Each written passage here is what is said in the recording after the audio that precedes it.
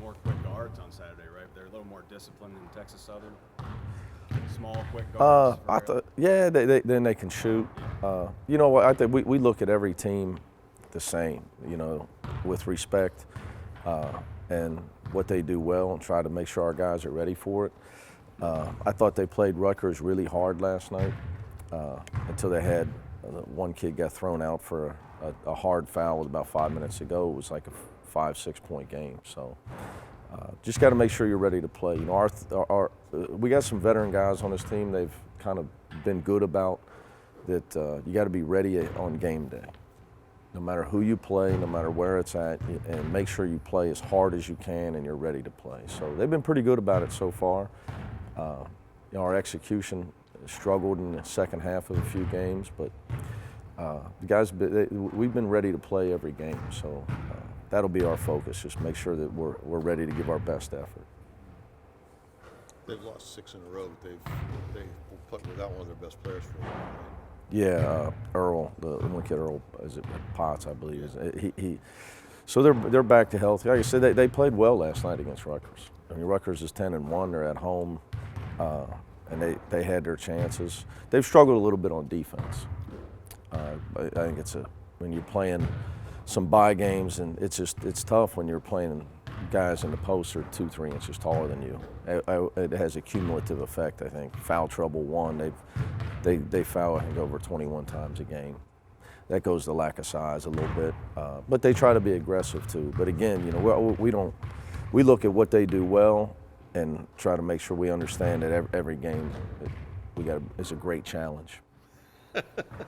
That was an inside joke. Football coaches removed from it. I mean, you're 10 games in. I mean, could you give a broad evaluation of where you think your team is right now? Well, I think the guys they want to be a good team. They try to do the stuff that we're asking them to do. I think we've got to be a better execution team. So for instance, after the Butler game, I detailed for them the areas we got to get better. We've got to be able to handle physical play better. We've got to execute better in crucial situations on the offensive end. Our bench has got to continue to develop our younger guys so we get more scoring punch. And then I think that free throw shooting would be the thing I've been most disappointed in. To me, we should be an excellent free throw shooting team. And we've struggled, mostly because Troy and Gary, one's in the 60s, one's in the 50s percentage-wise. They tend to get fouled historically for us, and they should be in the 80s. Troy should be in the 80s, and Gary should be in the 70s. And Justin Jennifer is a better free throw shooter than he is. So that's an area where they would tell you they know I'm not happy about it. There's just no excuse for it. It's concentration, and we don't have a drag guy on this team that's going to shoot a lot of free throws and can't make them. And you're just going to have to live with Justin Jackson shooting 50%. We don't have that guy on this team. So we should be at least 70 or higher as a team from the foul line. You talked about Jaron's adjustment, anybody's adjustment to college basketball. With a guy like him comes in with such big numbers out of high school, do you go into a season with expectations for him, or do you just wait to see how he adjusts? How does that work? Every kid's different.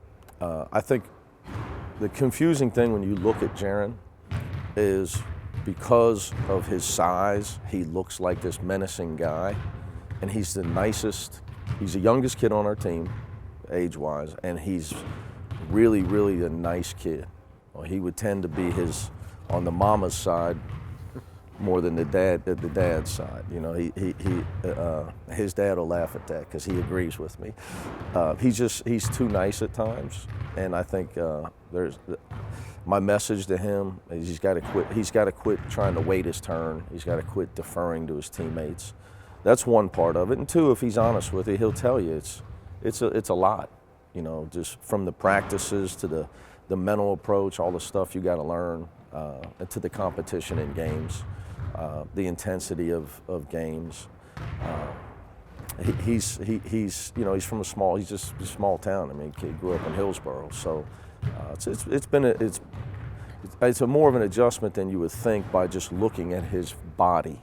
when he comes walking out there and looking like a linebacker, you think, well, this guy, you know, he looks like a junior. Well, he's not. He's a freshman. He's the youngest guy on our team, and although he's a big, strong kid, he's just a kid still. But you don't go into a season saying, what I know about this guy, we should get major contributions from him by No, I think I look at what I need to do to get him where he can be as a player someday. And then you learn as you get him in practice. You really don't know until you coach a guy.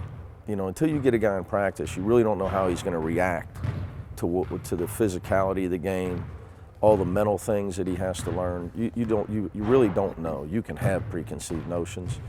And once you get a feel for it, like, you know, now with Jaron, I know that I have to stay on him because he has a tendency, out of respect to his older teammates, to defer to them. And I have to stay on him about that we need him. That, you know, that if he can be productive, they're all for it. His teammates are all for it. You know, we can have a guy that if you can sub to strength. So if you can if he can become a guy that averaged double figures off the bench, it'd be a huge plus for our team. You know, it's an old coaching adage: if you can sub to strength. You know, I think it's taken Justin Jennifer the same. You know, it took him a year to get to where he's comfortable.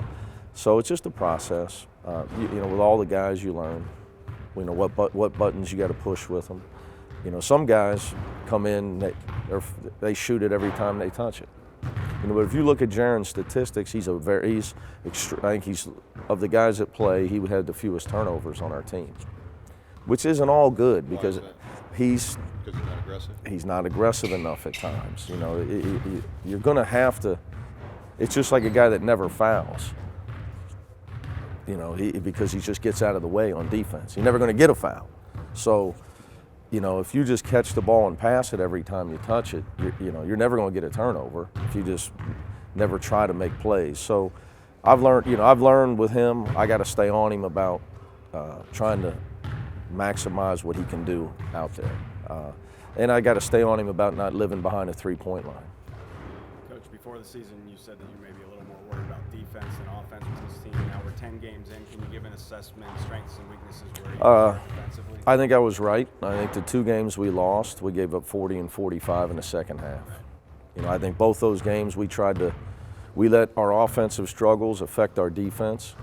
Not our effort as much as our intelligence on the defensive end, staying connected and staying focused. I think we got caught up in trying to win the game with offense.